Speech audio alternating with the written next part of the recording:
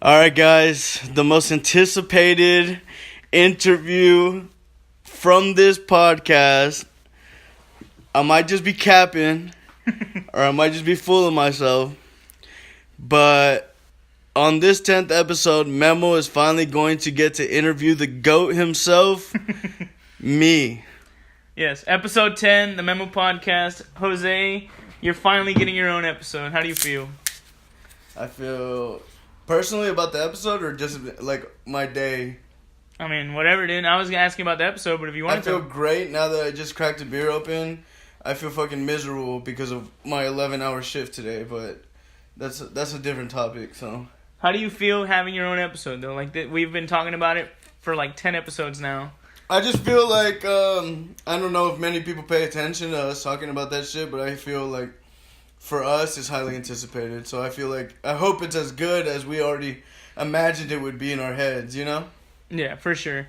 So we're just gonna get a little into just random stories that you've told me in the past, or like conversations, and we'll see how it goes. This is the 10th episode, man. Much of this isn't very much secrets to Memo because he knows almost everything about me. So, but maybe the listeners will hear something that they've probably never knew about you too.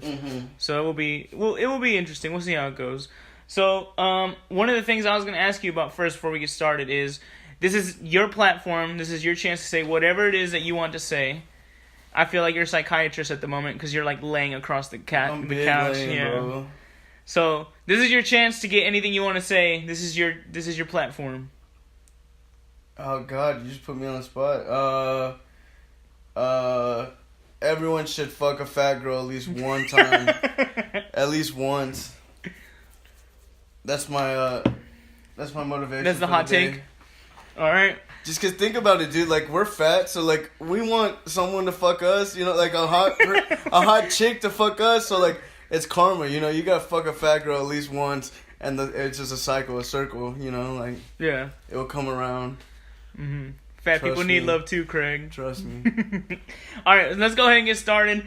I wish Sebastian was here for this because it's fine. My blood. So I was gonna mention your bromance with Sebastian, and talk about the time you guys got locked up together. Too much to talk about. Wait, what? I wanted to talk about the time y'all got locked up together. Oh God.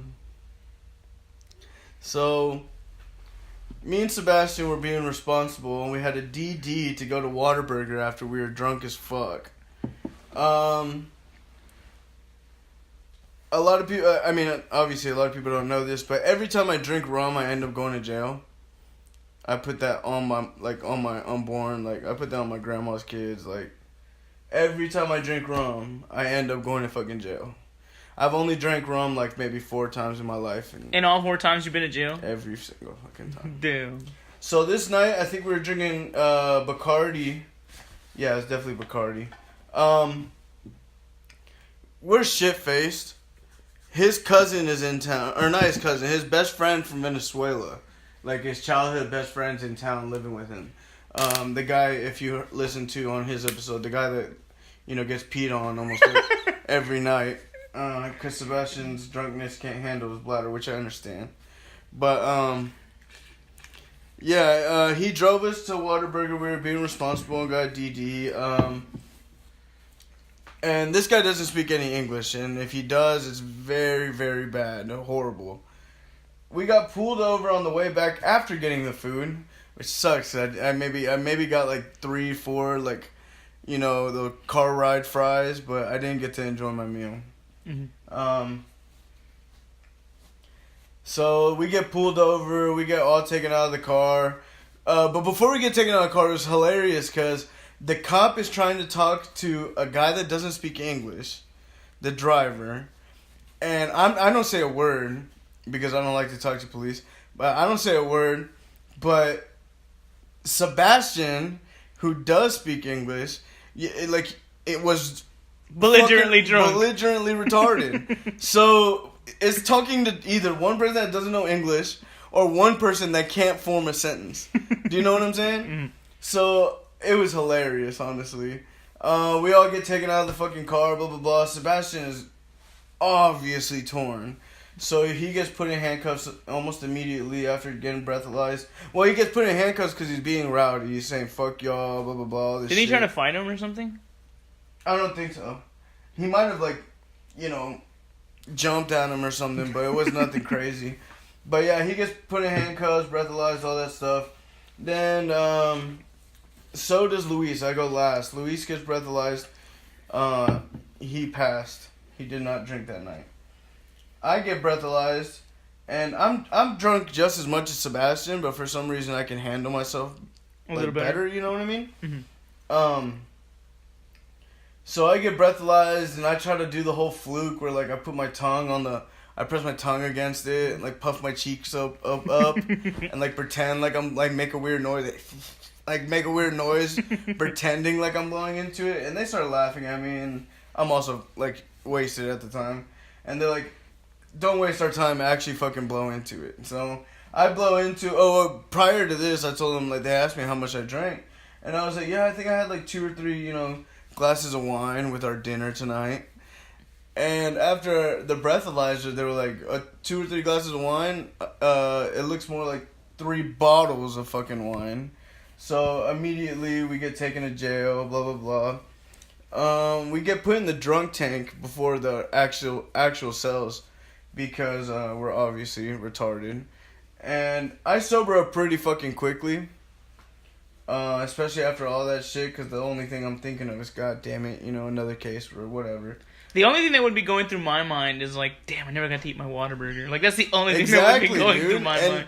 Besides me saying, fuck, here's another, 500 whatever dollars I'm going to have to pay. That was also in my mind, because I was hungry as fuck, dude. I went to jail with no dinner. We don't get breakfast till the morning. Like, shit sucks. But, we're in the drunk tank, but we're in 2 different... They didn't put us together. There's a clear... there's like a clear door, I guess. Mm-hmm. But it's huge, because the drunk tank's huge. We were the only ones in there, though. They put me and Sebastian in drunk tanks right next to each other. Which is probably a mistake. I don't know. It would have been better inside. Like, if we were both together, we could play rock, paper, scissors or some shit till we fell asleep. But, Sebastian's yelling the whole fucking... Like I said, I sobered up pretty quickly. So I'm just sitting there waiting for them to take me to my fucking cell so I can go to sleep. I'm hungry as shit, pissed off. Sebastian's drunk, still acting belligerent. And he's yelling, fuck y'all, blah, blah, blah. Like, everything you can think of Sebastian saying, obviously. And you know what I mean by that. And how Sebastian acts and hates the fucking police. But, and then he starts banging on the fucking, like, the brick wall. Mm-hmm. And I could hear it, because we're literally, like, I'm on one side of the wall, and he's on the other side. Like, we're sitting, like, right next to each other, basically. Mm-hmm. There's just the brick wall separating us. It's what's separating you. And, he's banging on it. He's like, Jose, you awake? I'm like, yes, nigga, we were just having a conversation. He's like, dude, I'm so sorry about this. He's like, this is my fault, man. Forgive me, bro. I love you, man. Jose! Bangs on the fucking wall again. I'm like, what, dude? I fucking hear you. And he wanted me to, like, get into this whole, like, scene. And I was just sitting there like, bro, if you don't shut up, they're never going to put us in the cops cell. are probably like, what the fuck? They're probably laughing, dude. And I'm like, dude, I love you too. Just shut up, dude. Jose! Still banging on the fucking thing. Luckily, whatever. We finally get to go to sleep, wake up, we're in the same cell.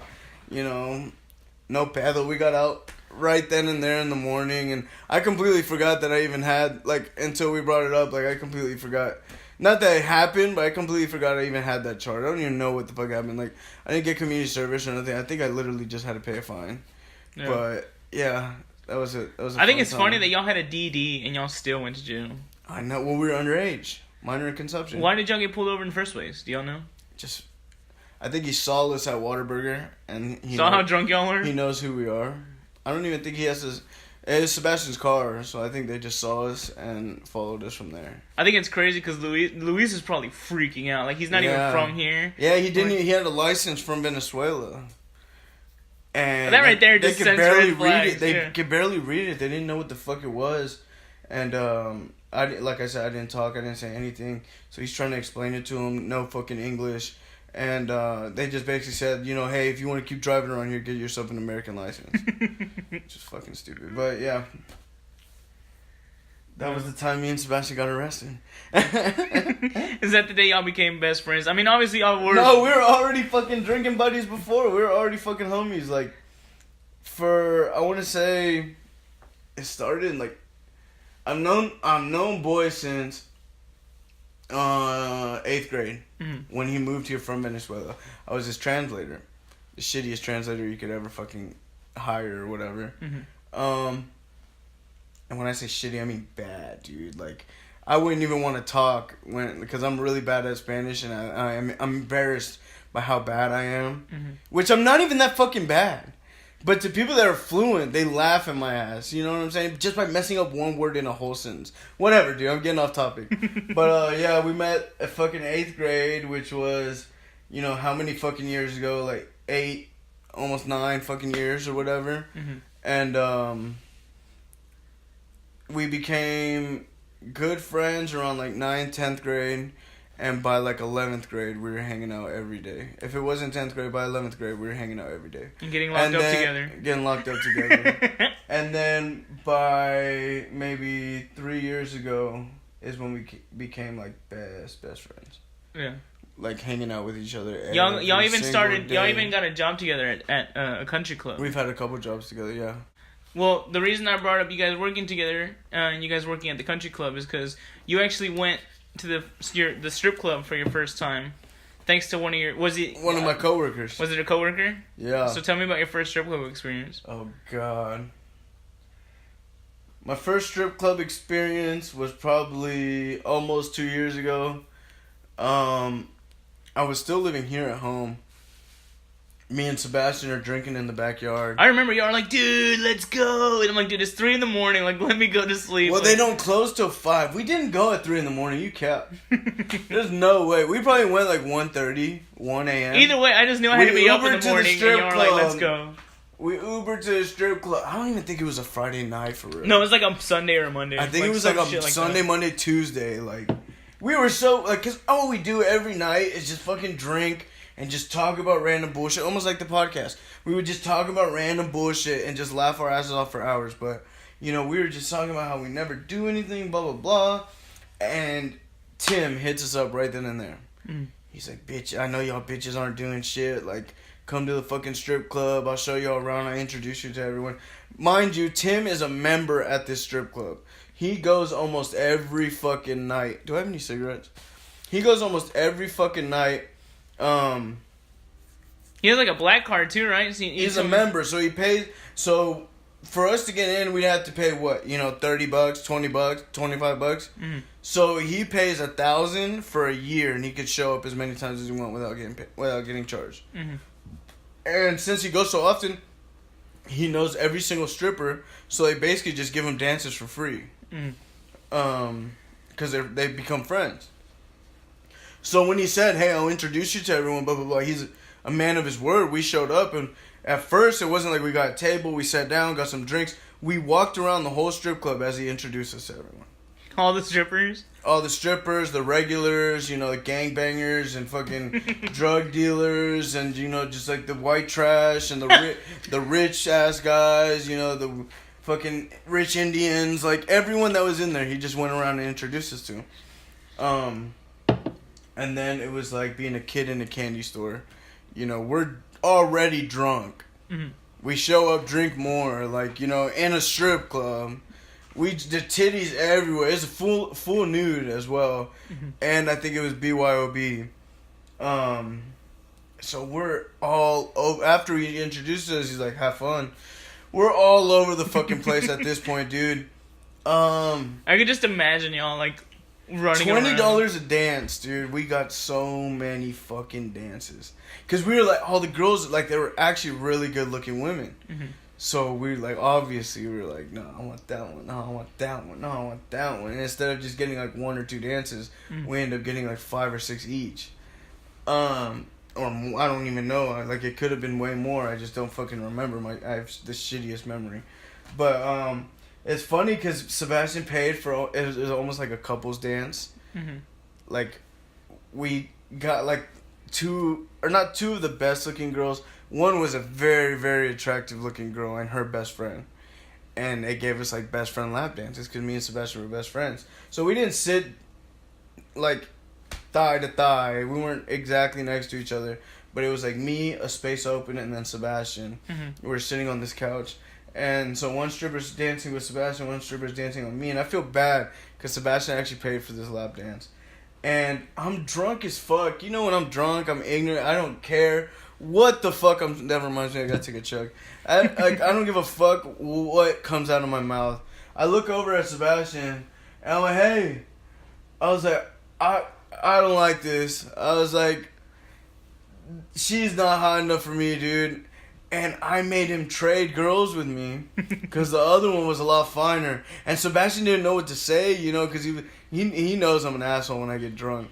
Or not like an asshole, but like I could be, you know...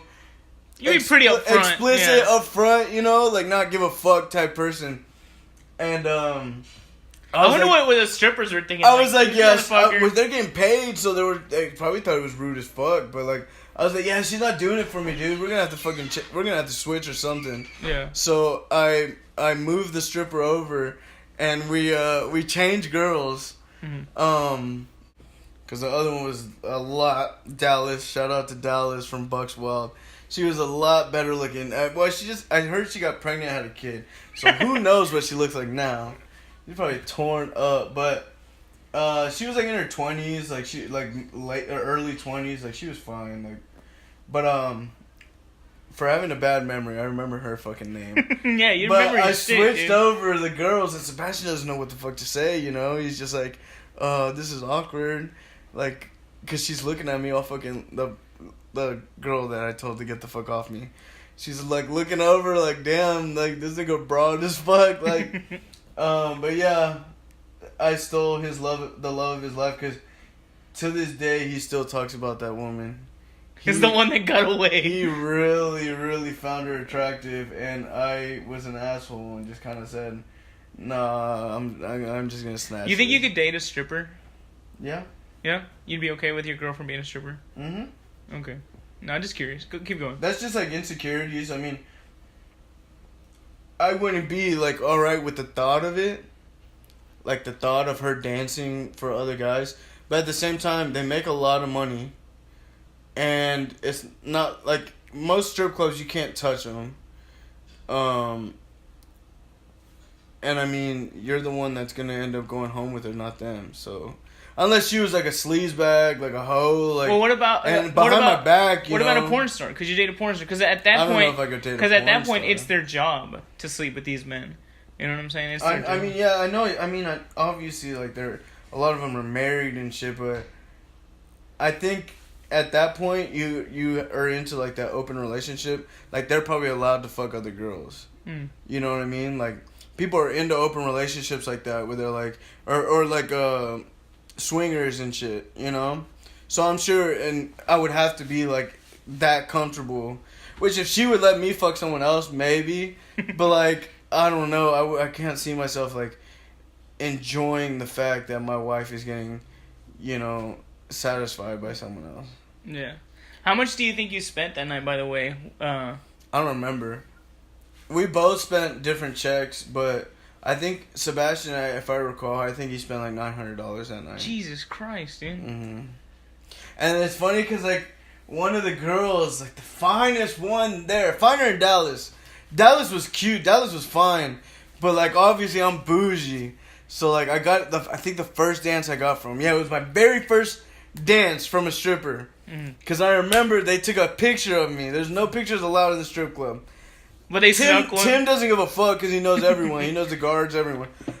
So, if they asked him, he was just like, oh, well, it's my buddy's first lap dance. I just want to take a quick picture of him. I'm in sweatpants. If you ever go to a strip club, wear fucking sweatpants. You need the full fucking experience. I'm in sweatpants, you know, Jordan's on, like, I need to find this picture and show it to you, but you'll see the girl and you'll be like, God damn. She was Latina, she was a little tan, big fake titties, but they weren't too big, you know what I'm saying? They were nice. Oh my God. Oh my God, but whatever, like, she was beautiful. For a stripper, at least. But yeah, like once she saw like me and Sebastian kind of like not flashing money around, but like spending a lot of money, she came back up to me later and she was like, "Hey," once I was drunk, and she was like, put her hands around my shoulders, started talking all fucking sexy in that fucking accent, and was like, "Hey, like, you know, for $400, I think it was $400. She's like, we can go upstairs, and we could do whatever you want. You could have your way with me. I don't remember if it was for the rest of the night or for a couple hours, blah, blah, blah." Mm-hmm. And my drunk ass being drunk was like, yeah, let's do that. And for everyone listening, it did not happen. I swiped my card, it got declined. So you went to the ATM? You really did? No, I gave him the fucking card. I didn't have the cash on me. I gave him the card, and it just got declined. But so I know I had the money, which is weird. But I'm so glad that did not happen. Your bank was looking out for you. It would have been awesome, and I would tell this story with pride. I would be like, yeah, I fucked that stripper, dude. Yes, I fucked that fucking stripper. At the strip club. But it didn't go yes, down. I spent $400 on that pussy. But it didn't go down. It did not happen. My card got declined. And immediately she goes from like hugging me, like talking sexy. She like, alright, bye. She let go, bye nigga. She just walked away. She probably found some other, you know... She got someone else to pay. Hopeless romantic ass nigga to fucking buy that. But like, nah, I wasn't going. I'm glad, bro. Because that would have been probably a big regret to spend that much money on fucking pussy for real. You think that's your biggest regret? Nah. No? Nah. Well, we'll get into that later. Another thing I have written down, I have a story a lot of people might not know about you, is you had a near-death experience not too long. Or not too long, I mean a couple years back, I guess. This was a few years back, definitely. So tell me about your near-death experience. Sophomore year. Definitely hella years back. What is that? I've already been out of school 5 years. It was definitely a while back ago, for sure. Yeah. Damn, that means I've known Sebastian for even longer. What did I say? 8 years? I've probably known Sebastian for like 10 then. 10 or 11. But, yeah, it was sophomore year where me, my buddy Justin, the driver, and my other homie Kendall, which I don't talk to either of these kids anymore, which kind of sucks, but it was all three of us. I used to be a big ass fucking stoner back in sophomore year, like selling weed and smoking every day, you know, thinking that was the fucking cool thing to do. Which was at the time, I mean, especially in a town over here, like, you ain't got shit to do, you know? So, I rolled this thick-ass eighth joint. It had like 3.5 grams in it. In a paper. And he has like a single cab, small Chevy truck, so it doesn't have the back seat. It's literally just the front seat.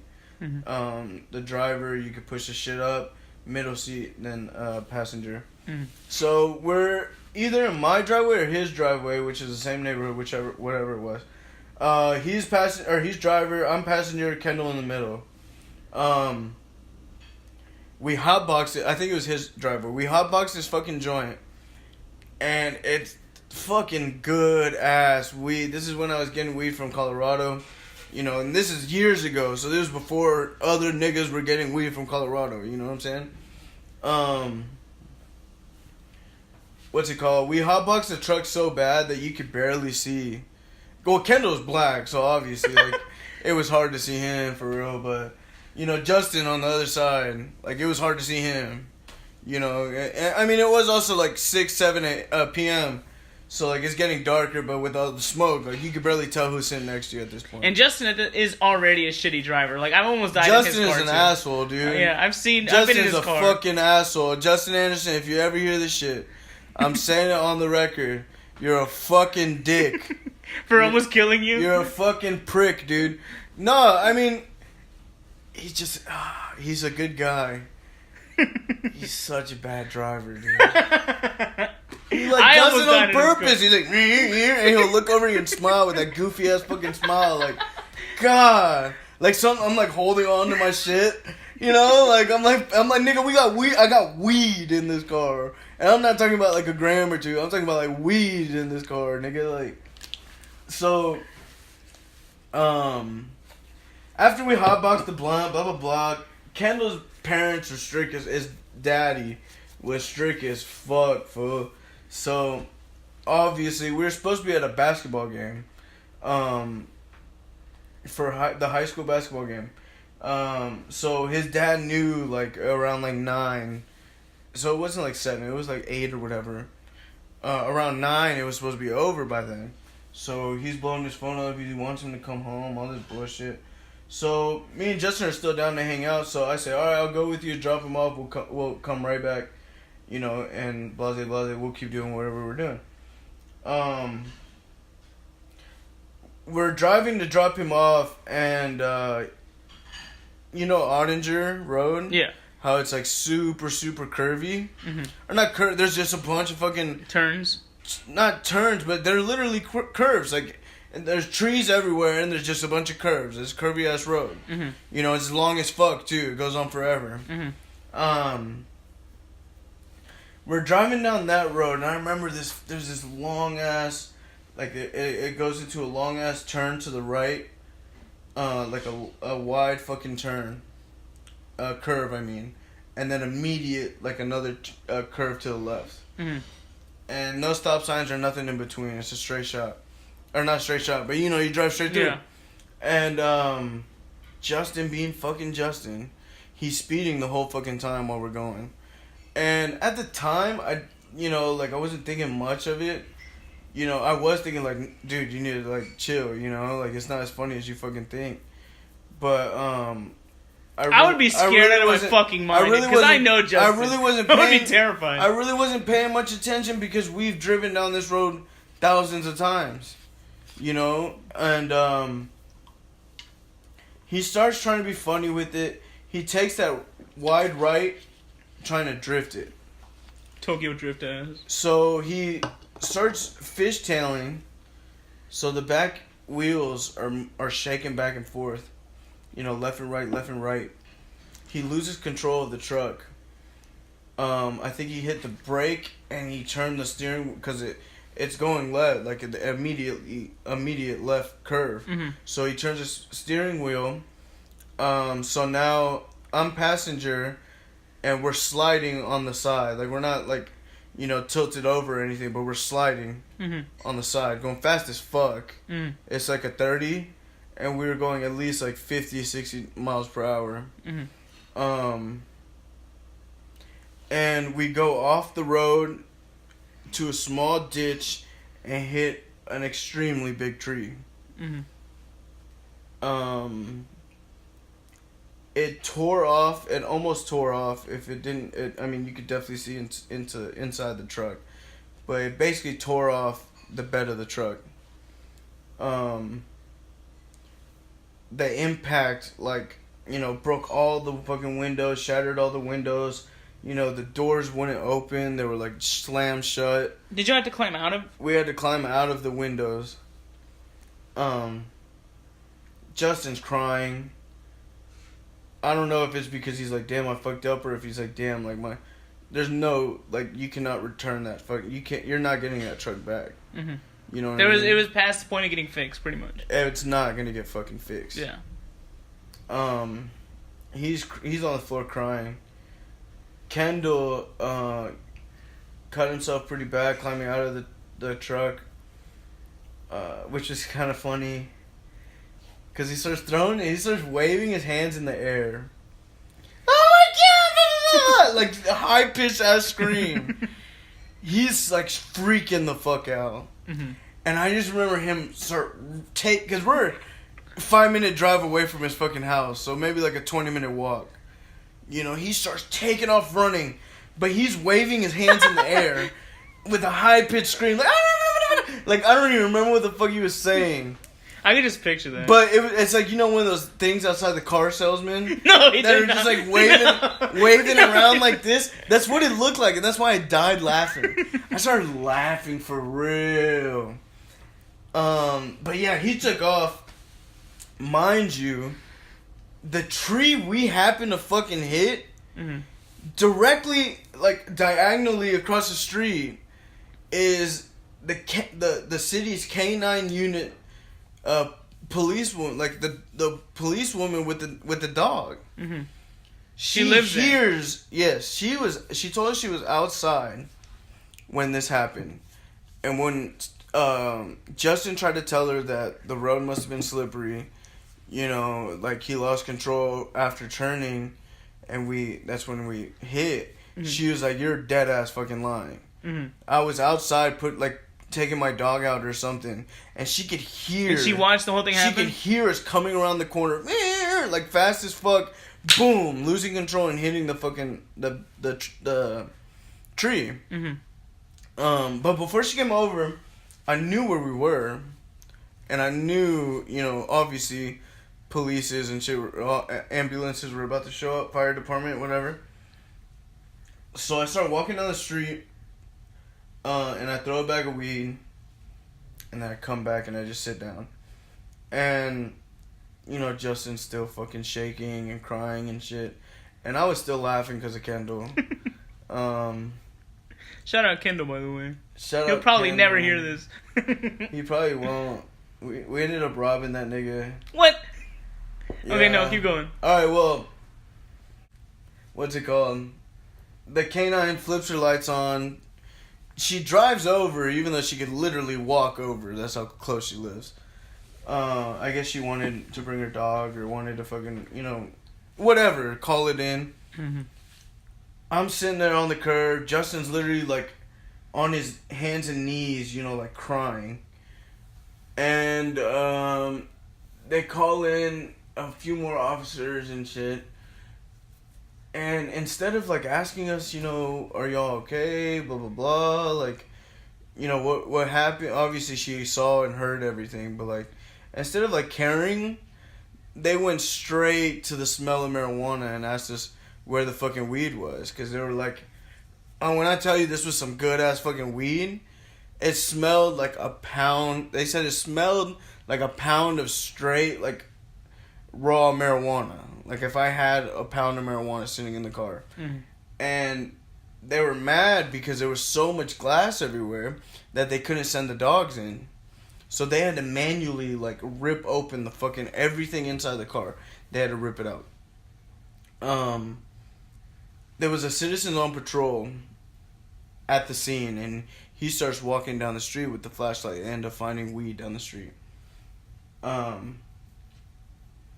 That's when the search kind of stopped. Because I told them, I was like, that's my fucking weed. You know, I was like, while we were losing control, I got scared and I threw it out the window because I didn't want this to happen. You know what I'm saying? That's what I told them. And that's when they finally call in the ambulances and shit. And then we get checked. They find Kendall down the street. He didn't make it home. He was so shooken up by it that they found him on some random porch. Or, like, some random ass, like, driveway. Like, he just, like, stopped and just, like, sat down or laid down or something. Like, that's how shaken he was by it. That's what's crazy, the near-death experience is that, you know, I'm over there laughing, the whole Kendall thing and shit, you know, hiding weed. Like, I don't even realize how close I was to actually dying until a few weeks later when Justin, you know, came back from seeing his truck. And he was like, dude, the tree slammed like 6 to 8 inches or whatever right directly behind me. It literally tore the bed of the truck open. Mm-hmm. You know what I'm saying? And I got lucky, you know, like, because if it would have been 6 to 8 inches this way, like towards the front seat, I would have been the very first thing to hit the fucking tree. Mm-hmm. You know, and that's when I like, they might have been okay. But you definitely be. But I literally would have been the very first. I probably would have hit my fucking head on the tree. You know, whatever. I don't know what would have happened, but I definitely would not be here. Cause I mean, if it tore off steel off the fucking truck, it would tear me apart. For sure. The craziest thing is when you came home and told me, "Hey, dude, like I got in a car accident." Like, you didn't, like, you were kind of not bothered by it. You were kind of like unfazed. I wasn't. Until this year, were you gonna be a cello? Until this year, literally 2019. So this is years after. I was telling my nigga Jesus about this story. I wasn't praying. I was telling my friend. I was telling my friend Jesus about this story, and he's like mind blown of how calmly I told the story. Because I was just telling him why I don't drive crazy. Mm-hmm. You know, like why I like to drive safe. That changed And your I was like, perspective? it scared, like it did scare me, you know, because like car accidents are traumatizing. Mm-hmm. But he was shocked of how calmly I talked about it, and he was like, dude, do you understand that like you like had the smallest, slightest chance, like, or like you had a big ass fucking chance of not being here anymore. And that's when it kind of like shook my head, and I was like, damn. I was like, that really could have been the end of it. Like, I would have never talked to you again. I would have never talked to my family, and I would have never been able to say goodbye because it happened so fucking fast. Like, I didn't even think of it as a big deal. I mean, I've had experiences where I've almost lost my life before, and I've realized those at the moment. Mm-hmm. ODing and shit, you know, like going to hospitals off pills and whatnot. But this is the one. This one, it didn't even faze me. But was probably in someone else's eye would be the most traumatizing thing. And you said this changed the way you drive. You don't drive crazy. I don't. I drive like I drive like you're fucking supposed to. Mm-hmm. You know, I don't see the need in speeding. Maybe if I had a fast fucking car, every once in a while I'd like to show it off. But I drive like you're fucking supposed to, because anything can happen at any moment. And not even you, the controller, like you in the driver's seat. It could be someone else. Like, Free My Boy just got a DWI. After he was basically, we were at the bar, and he's basically saying all night, he's like, bro, he speaks Spanish, so it was a little different, but he's like, you know, get you a $15 Uber. You know, it's better to waste those $15 than to catch a case or, you know, something bad happened in the end of it. And what fucking happened? He ended up driving home? He ends up driving home, so he's going to jail. It's his second DWI in less than 6 months that he's been here in America. Mm-hmm. So he's getting deported as well. Damn. That one fucking night that we had the other night at the bar is going to ruin his fucking life. He's getting sent back over to Mexico, and over a $15, $20 car ride that he probably just didn't feel like paying. The thing is, he was telling you too, like, get an Uber. He was telling us, or I mean me, I'm straight. I already been short. Like, Leslie was already gonna give me a ride. Mm-hmm. You know, he was telling like the girl and the boy that we were with, you know, because they were leaving. Mm-hmm. They left early because they didn't want to be there all night. Mm-hmm. They left at midnight. He was like, you know, because they were gonna drive. Mm-hmm. They were both gonna drive home. And he was like, hey, you know, like, get an Uber, it's not worth it. Mm-hmm. Which it really isn't. Because even if you're not that drunk, like, you've been drinking. And there was, like, someone got arrested outside the bar that night for falling asleep in their truck with the engine on. Mm-hmm. Like, it was, the whole thing is, like, a fucked up situation.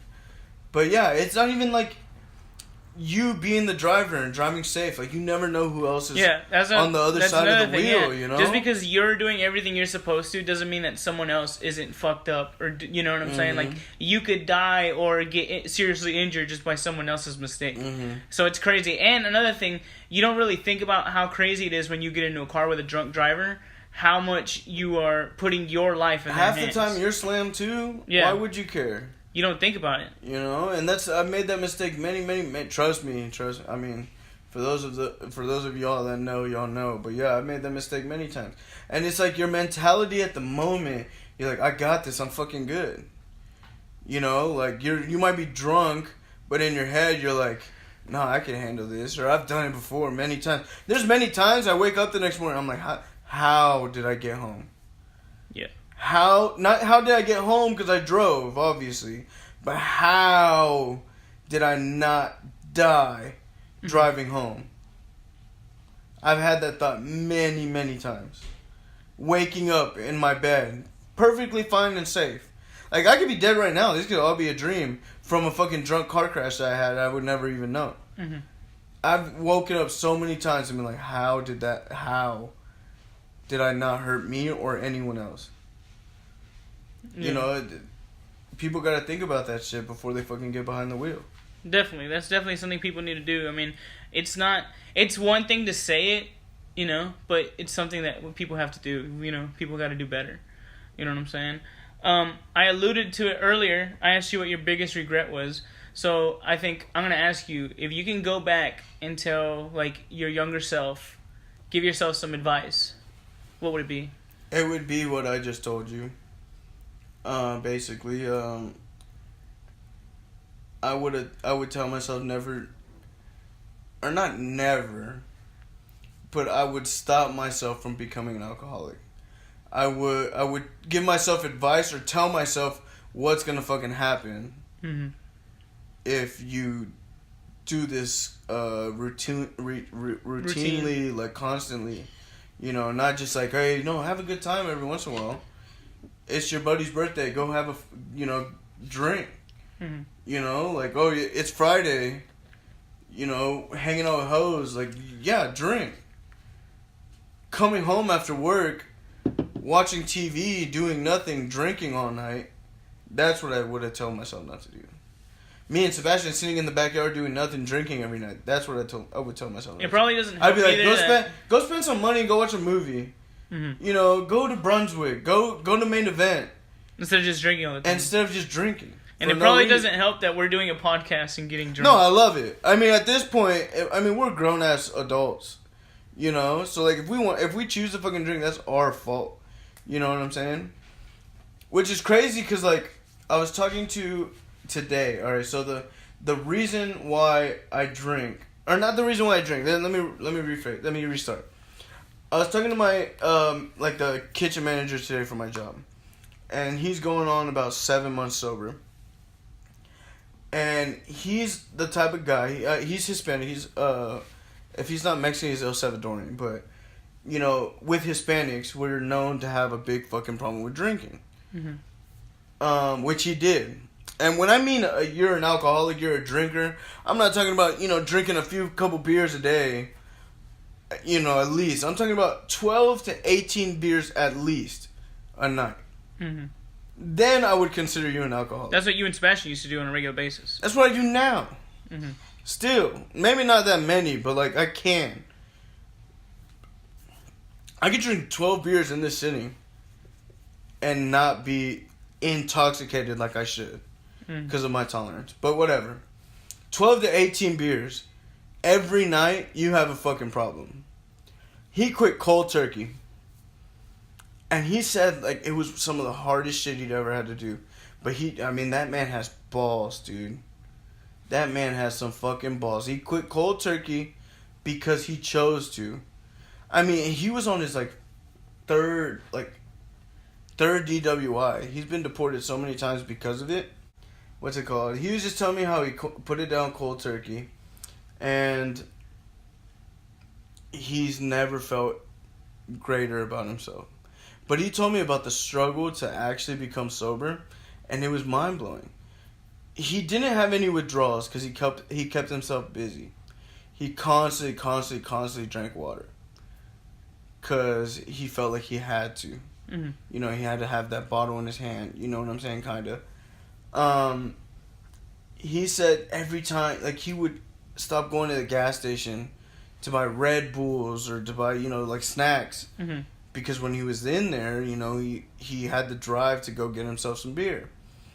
And when he said he felt real good when he was finally able to go in to a store and get himself what he wanted without looking at the fucking, the alcohol section, which is awesome for him.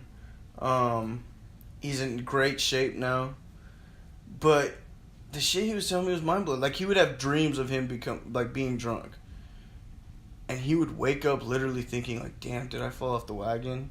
Like, because he wouldn't even be able to remember, like, if it was real or not. Because he would have vivid dreams of him being drunk. And shit like that was crazy to me. But he said, beating alcoholism was the best thing he's ever done for himself. And hopefully, that's something I want to do eventually in the future. But he's he's like an adult. Like, he's at least, 38, something like that, 40. It's something you can definitely work on, He's had his years and years and years with alcohol.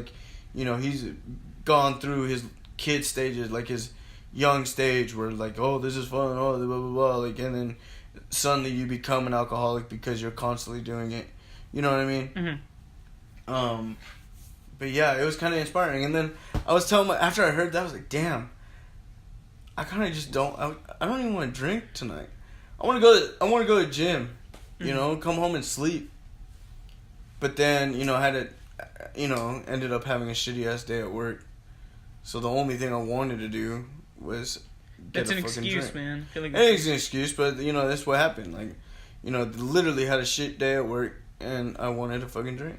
So let me ask you, which is what I'm doing. So let me ask you, you condone this, Memo. You condone this. Don't act like you don't fucking condone this. Let me ask you, you talked about your struggles with alcoholism, you know what I'm saying? And at one point, you and me have talked about how you couldn't even go to sleep if you didn't at least have a beer or two. Not a beer or two. I need several. Because if I drink a beer or two, I'm sober. So you needed to be drunk in order to go to sleep. To fall asleep. And you would even have soundly throughout the night. And you would even have lucid dreams when you don't fucking drink. I would have like terrible nightmares. Mm-hmm. But I've always had a problem with like insomnia and shit like that. Mm-hmm. You know, I've never taken any medicine, blah blah blah. Just like back in the day, I would stay up until the sun comes up, maybe get like 3 hours of rest, and then I'd be back up. And that's as a kid, like I just wouldn't be able to sleep. Smoking weed, you know, was the first thing I started fucking doing, like 11. Taking pills when I was like a sophomore or junior every night helped me sleep. And then drinking. Those are the stages that I've gone through. Mm-hmm. And I'm in the third stage right now, drinking. All three of those things are things that help me fall asleep at night. I'd have to put myself out of it. Because if not, I'm literally just staying up all night doing nothing. Mm-hmm. And, I would have very, very, very vivid and... Tell me about your most recent one. I know you had it not too long ago. Because I remember... My most recent one, I did drink. But compared to my actual drinking, it was nothing. I drank, you know, maybe like 3 beers or so. I can barely remember. Mm-hmm. You know, this was like 2 weeks ago or whatever. So I was sober by the time I went to bed at like 1. Mm-hmm.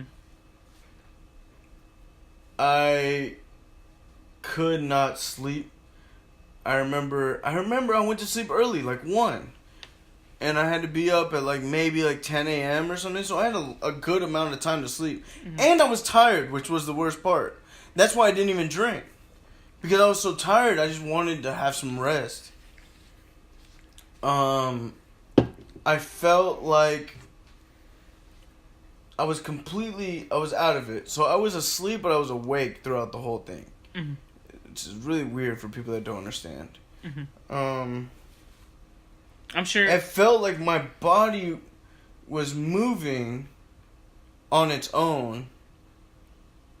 Like, I would be laying down completely straight still. My eyes would be open, but they were closed. Like, it's like I could see the room. Mm-hmm. You know what I'm saying? But I was sleeping. And I put air quotations for people that can't see me. It felt like my body was literally, like, slowly dragging off the bed. Mm-hmm. Like if someone was pulling you? Like if someone was pulling me. Like a force was pulling me over. And at one point, I literally thought half of my body was hanging off the bed. And I had my top half on top of the bed and my legs on the floor. Mm. Like if someone was pulling me down. And I remember I woke myself up because I got kind of scared. And I'm completely laying still on the bed. Like straight. Like completely straight. My arms, it would feel like my arms are slowly moving. Like if someone was grabbing my arms. Like lifting them? Yeah, or like just like pulling them like apart away from my body. Mm-hmm. Slowly. You know, but it felt like I was doing it on my own. It made no fucking sense. Mm-hmm. And then I had like this weird little image in my head. I opened my eyes, but I didn't actually open my eyes. It's me dreaming. Mm-hmm. I would open my eyes, and I saw someone hovering over me with their fist up. Mm-hmm. You know, like if they were about to punch me in the face. Or maybe like stab me if they had a knife in their hand. Mm-hmm. And I got so fucking scared. I remember I closed my eyes again. And this is all a nightmare because I was asleep the whole time. This is actually me opening my eyes and closing them again. And I tried to scream. Mm-hmm. But I'm sleeping, so my mouth is completely shut still. Mm-hmm. So it sounds like basically. Yeah, I heard you, and I was like, Jose, like I tried to wake you up, yeah. And then I opened my eyes up again, and it was still there. And I physically turned over to the side because it scared me so bad. I physically turned over, opened my eyes, it was gone. And I think it was you that woke me up. You heard me. Yeah. You're like, hey, bro, like what? And I think I said thank you to you. Well, the thing is, you didn't say thank you. You were like, like mumbling it, like in. Because like, I was half asleep. Yeah, it was like really weird. I was basically like, thank you, like mumbling, and then went straight back to bed, air quotations. But yeah, that whole night was basically that all fucking night. And you said this is what you've for struggled like 8 with since or you were 9 a kid? hours. You said you struggled. I remember having dreams like that since I was like 11. So this has nothing to do with alcohol being the fact that you have these dreams or don't have these dreams. This is something you had beforehand, like way beforehand. What do you think causes those dreams? I don't know. Probably something self-conscious. Are you like guilty about something, Jose? I hope not. Because it's something that I feel like has to be making a reason for you to like have those dreams, especially since you're 11 years old. You know what I'm saying? So it's not that like it's alcohol or drugs or anything that is the reason why you had these dreams. Like this is before all of that. Mm-hmm. So I feel like it's something self-consciously. So we've talked about that. We've talked about other things. I'm curious. We'll go ahead and. Is there anything else you want to say before we move on from this? No, I hate talking about that shit. I don't care about that shit. All right. Well, I think it's time that I bring it up, Din. This is what the people have been waiting 10 episodes for. What? Let's get into your hatred for Drake. I think we have to do this, Din. Nobody gives a fuck. I just want to know. I know you're a closet Drake fan. Like, come on. First of all, we could fight. No, I'm not a fucking closet Drake fan. And I don't know why it's so hard for not even, everyone, but for you to understand that there's really people out there that don't listen to Drake. It's not that. It's just your hatred for Drake is such next level that it just it befuddles I think me. it's almost like my hatred grew more and more and more because of people like you. Obviously, like, you can't argue. Like, I can't argue that he is the most popular, I wouldn't say rap game. Artist. Popular artist. Like, he's a pop star. Mm-hmm. He's a fucking Hannah Montana of rap. Literally. Okay. So it's not like you don't actually hate Drake. It's just people hype him up so much. I do hate Drake. So you don't think it's people just hype him up so much that you're just like, fuck Drake. It's not like, or do you have a specific reason? Because people hyped him up so bad. Though at first I just thought he was soft. Mm-hmm. Once I do listen to R&B music. So I do enjoy singing shit, or not me singing, but I do enjoy like singing shit. Mm-hmm. But I don't know, he's just like so soft, and then sometimes he'll try to act so hard on songs, blah blah blah. It's like, I know he's fake as fuck. The reason I ask you so is I can't get into Drake is literally one of the biggest artists in the world, and you're telling me you're not at least a tad bit curious when he releases an album or anything like that, or like he puts something out and you don't go and listen to it because people are talking about it. At all. Not at all. At all. What's his last album? Scorpion. Didn't know that. So what's the last album before that? I'm not gonna go through this. I'm just saying. I'm obviously, there's those records like God's Plan, which I didn't go out and listen to, but I've heard them because of other people. You couldn't like escape it, yeah. Yeah, they're just everywhere. Especially every time I turn on the radio, it's either Cardi B or it's fucking, it's like some Drake type shit. Mm-hmm. And I mean, immediately turn it off, but like, because I have this theory that you're like, you sit at night and just put on some Drake. No, and I think we talked about this before. Marvin's Room was probably the most recent song of his that I actually did enjoy. Mm-hmm. And I just love the fuck that nigga that you love. The singing so aspect bad. of it? It's the content behind it. Mm-hmm. But that's an old song, right? Mm-hmm. Yeah, and it was probably didn't Lil Wayne do a remix on the mixtape? Yeah, he did do one. It was probably that got me into like the beat and everything, and like I don't know any of the words from the song except for the hook, but I like the hook. But that's an old ass song, and that's the last song I can remember listening to on purpose by Drake. Interesting. I didn't know that. I thought you just... Because, like, I figured, like, if you're reading This Is Too Late, huge album, riding through the six of my woes, like, a big Six God, all these songs that came out, and then, you know, like you said, God's Plan, In My Feelings, like, all these songs are so huge that you can't really escape them. I felt like you've at least had... I mean, I respect him. I mean, he made his money, and that's all everyone's doing is chasing bags. You know, and he just figured out how to conquer, I guess, the music industry. Interesting. But I don't fucking like him. Okay, so now if he handed me a bunch of money, I'd probably change my fucking feelings about him. I'm still not gonna listen to his fucking music. You can't pay me to listen to Drake unless it's a huge amount of money. Okay, so I'm gonna stop teasing you. You're not a closet Drake fan. Even though deep down I still think you will be. So let's talk about your love for Young Thug. Tell me. I brought out the GOAT. What is it about Young Thug that you love so much? I brought out the GOAT. What is it that you love about Young Thug so much? He fucking came out with Donald Glover. Danny Glover. Are you kidding me? That's it? That's the only reason? 2 bitches. There has to be another reason why. Obviously not. But, no, I mean, everything about him... It's so it's almost unique to the way he dresses, the way he talks, his flow. I know everyone says he stole Lil Wayne's flow and shit, but that's just the auto-tune, you know? Maybe his younger days, yeah, he did try to sound like him before he blew up, but honestly, like Stoner and shit like that doesn't remind me at all of Lil Wayne. You know, like, can Lil Wayne do a song like that? I guess. But, like, that is straight Young Thug. I'm not gonna lie, songs like Safe and shit like that, like, that is unique to me. Because your love for Young Thug is, like, on another, like, level. Like, it's kind of weird how much you love Young Thug. Yes. You know what I'm saying? If I was a female... No, I'm just kidding. Yes, I got it on record. Alright, so the reason I brought up Young Thug right after bringing up Drake, and you didn't know I was going to ask you this. We haven't done a debate in a while, so I want to ask... Drake versus Young Thug? Wait, no. Who is more influential, Drake or Young Thug? And try not to be biased. I won't be biased towards Drake. Young Thug. I won't be biased. I have to know. Young Thug. Why?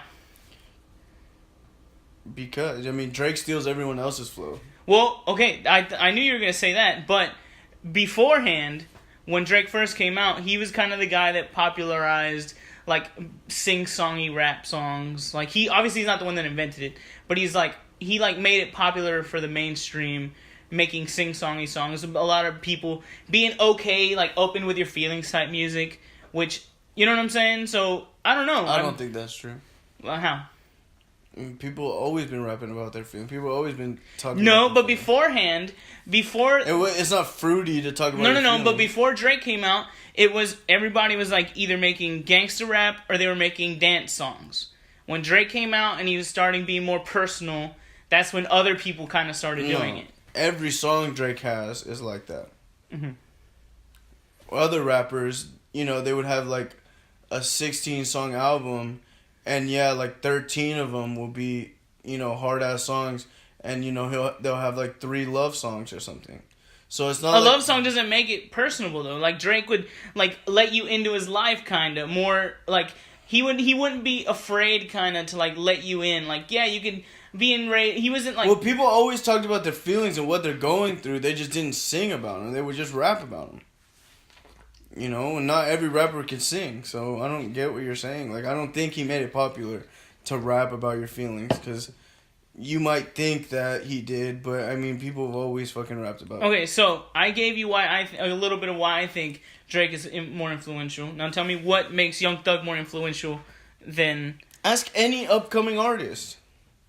I've seen it over dozens of times in interviews when they say, who are you influenced by? Like, who do you in the game right now, blah blah blah, and I guarantee you, but Young Thug's name comes up. You in and the me have had this conversation. exact same thing when I said Wayne was more influential, and you said, well, anybody could say that. People say Migos is what influenced them. So just because every rapper says, hey, Young Thug inspired me, doesn't mean it's the end all be all. You asked me a fucking question, I answered. No, I'm just curious. I'm saying, like, other than what about Young Thug makes him influential? Like I said, Drake's singy-songy.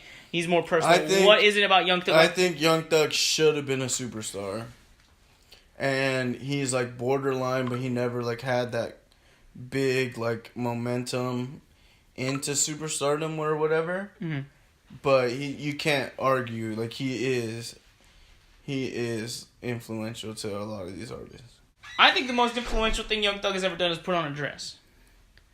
Okay. No, I'm not joking. I'm being dead serious because it kind of let you express yourself. Yeah, that's what I was gonna say. It's kind that to me is more wasn't influential than people rapping about their feelings. Well, that's what I was gonna say. He's kind of like that weirdo kid, but he embraces it. He lets you be open with, doing whatever the fuck you want. He made skinny jeans like be okay and. Skinny jeans were way before Young Thug. No, I know, but he made it be okay nowadays. No, when that died years ago. No. And he's wearing girls' pants because he doesn't fit in men's jeans. You know what I mean? Yeah. So that's what you should have said. He made wearing girl jeans okay. Skinny jeans has always been a thing. Dude, if you were 6'3", whatever, and weighed 130 pounds, you would have to wear some girl jeans too, because you're not gonna find no man jeans that fit you. Mm-hmm. Like, and he just made it. He didn't care. So I don't know, man. I think it's just kind of hard. And it's all fashion. So like, in the fashion world, is completely different because they don't give a fuck. You know what I'm saying? But for rappers, that is on like fruity type levels. That's one thing I will give Young Thug. Especially with the dresses and Young shit. Thug can be fruity, but he has the respect of his peers. I will say that. Yeah. Like, nowadays, like, there's no Young Thug slander allowed. And which is funny is because he's still, like, he was, like, it's like a roller coaster. He was doing very, very, very, very well. And lately, his music has gone downhill. But people still respect the man. Like I just said, like, there is no Young Thug slander allowed on social media. People would jump on you so quick for hating on him. You know what I mean? Mm-hmm. I don't know. That has to speak some levels. Yeah, it does. I'm not saying it doesn't. It's just kind of hard because Drake is such a big artist, he's obviously a huge player, a bigger artist, and he inspired. Like without Drake, like I don't want to say without Drake, but Drake kind of brought in people like The Weeknd. Like he didn't discover them, but he like kind of shed more light on these other artists. No. Yeah, he did. He shed light on these artists. Weeknd's already an R&B nigga. They're gonna be singing about their feelings no matter what. You can't deny that the man doesn't have a beautiful voice, so obviously, he's not gonna be out there playing basketball. He's gonna be singing in the studio, and that had nothing to do with Drake. No. I'm saying Drake sheds light on these artists that we probably would have never heard. No. You don't think so? No. I don't know, man. It's just kind of hard for me to, like. It's just kind of hard for me to not pick. Well, it's hard Drake. for me to understand what the fuck you're trying to say because. That don't make no. It's kind of hard to kind of get you to convince you because you don't listen to Drake. Yeah, so exactly. I never even heard his music, recently. So like, I wouldn't even know, what you're talking about when you say the type of stuff that he says and influences other people. I would have no idea. Mm-hmm. So, I will give it to you. Memo's still trying to. We're not going. Memo's still trying to get me into the Drake game. Every podcast we've done, we've had a debate, and every podcast ended with a.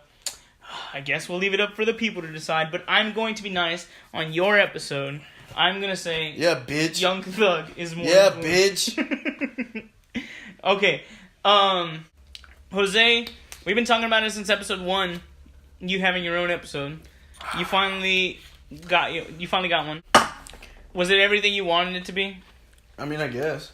Yeah, we got a little personal on this episode, so yeah. I was being interviewed. So sorry, I had the cigarette in my mouth. I was being interviewed, so I guess what you expect, And people learn things about you that they probably. And never... me, I'm open. I'm not gonna be like. I'm not open at all. I'm actually a very, very reserved person. I was gonna say you didn't even want to do this. Mm-hmm. So, I mean, it's awesome. I'm glad you Changed my mind. Yeah, it's awesome. Will you grab me a cello? Yeah, I guess so, dude. All right, guys. The most anticipated interview ever. Y'all better run this shit up. We're still cracking beers to this shit. No, I had a fun ass time though. It's fun to be like on the other side of the chair. Yeah, I was gonna ask you, what do you feel about being like the guy that's being interviewed or like the guest, so to speak, instead of being the one like the co-host? It's weird. The first thought I thought I'd be nervous. You know, like, oh, what the fuck am I supposed to say? Because usually on the other side, it's so easy to ask questions. So you have no idea how hard it is to answer these fucking questions. Mm-hmm. Especially when you hit me off the top and you're like, hey, just say it. Like, first thing that comes to your head, just say it. Mm-hmm. Fuck it. You know, because for me, it could go either way. It could be, you know, like, a decent answer, or it could just be a big fucking fuck. Yeah. You know what I'm saying? Like, you have no idea what I'm about to say. Yeah. I try to keep my composure, though, for the sake of your show. Well, thank you, dude. Yeah, I was gonna say, it's awesome that you came on here because people learn stuff about you that they probably never heard. They probably never knew. I don't give a fuck about y'all. No, I'm just kidding. What? Before we leave, tell me something that the audience probably doesn't know about Jose Mascaro. Well, they probably learned a lot they didn't know about me. Why'd you have to say my last name? What? I don't know.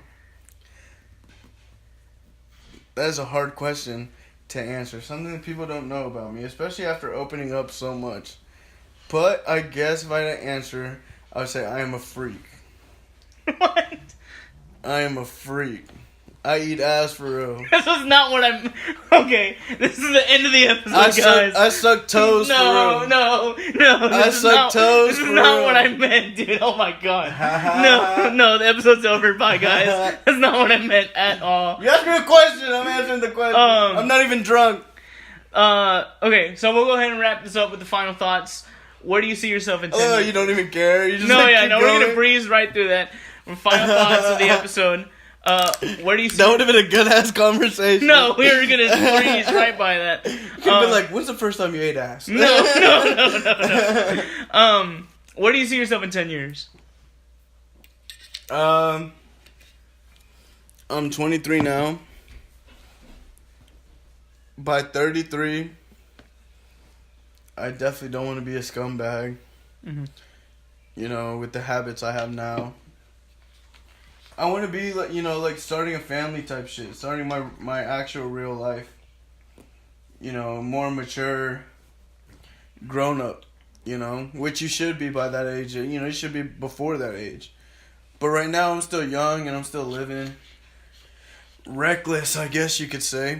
Mm-hmm. But I definitely want to grow the fuck up.